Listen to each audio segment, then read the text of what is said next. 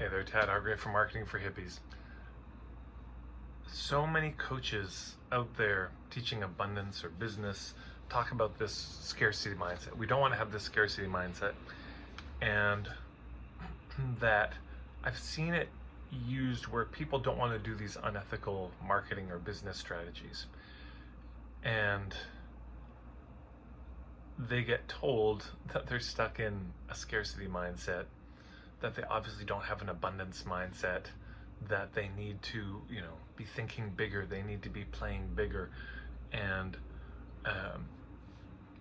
of course, that they don't believe in themselves very much, so they've got a scarcity in terms of their self-worth, and they don't value themselves very much. They've got a scarcity in that too.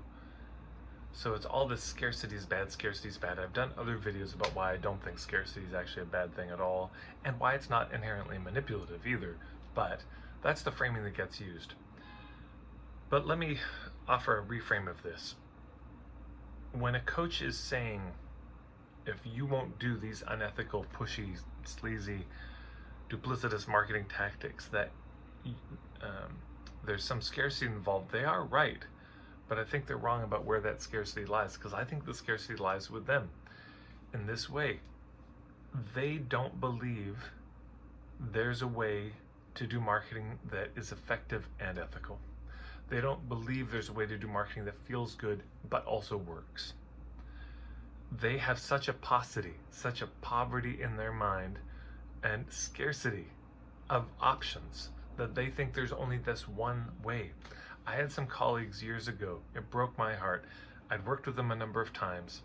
They were great. I hosted them to do a workshop. I wasn't even there. That's how much I trusted them. And then they did the hard close at the end.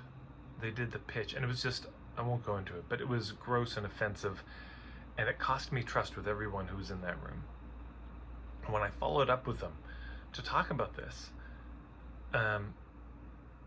they couldn't let that approach go, even though it had failed and backfired. I sent them 3, 4, 5 pages of feedback from people who were at the workshop saying how gross it felt. Even having read that before we got on the call together, they couldn't let it go because they just said, this is the only thing that works. This is what works. Using the false urgency and scarcity and rapport building tactics with this is the only thing that works. The other approaches don't. That's a scarcity mindset. You think only one approach works? You don't think there's other options? You think the only way to build your business and meet your financial needs is to manipulate people? That, to me, is the very definition of scarcity. And I see that kind of scarcity rife in this scene.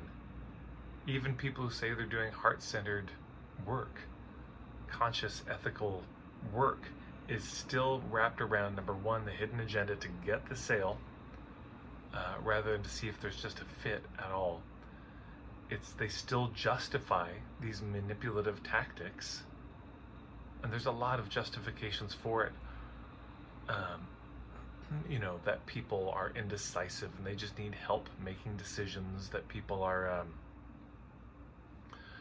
going to be served by your assertiveness and pushiness.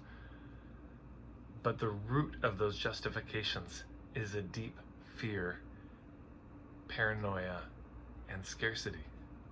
That there's not enough. That if I'm ethical and honest, I won't get my needs met. That's scarcity thinking. And it's not true in my experience. So anyways, there you go.